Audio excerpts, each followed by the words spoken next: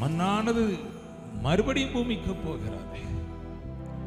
அந்த நாசியில சுவாசத்தை ஊதினாரே, அந்த ஆவி தன்னை தந்த தேவனிடத்திற்கு திரும்பி போனோம்.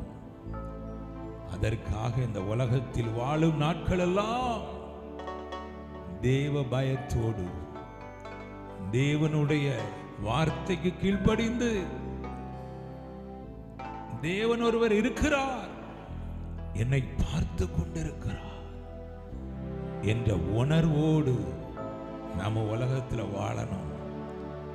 இந்த ஒரு வாழ்க்கை மட்டுமல்ல, இன்னும் அவரோடு நாம் வாழக்கூடிய நாட்கள் இருக்கிறது, காலங்கள் இருக்கிறது.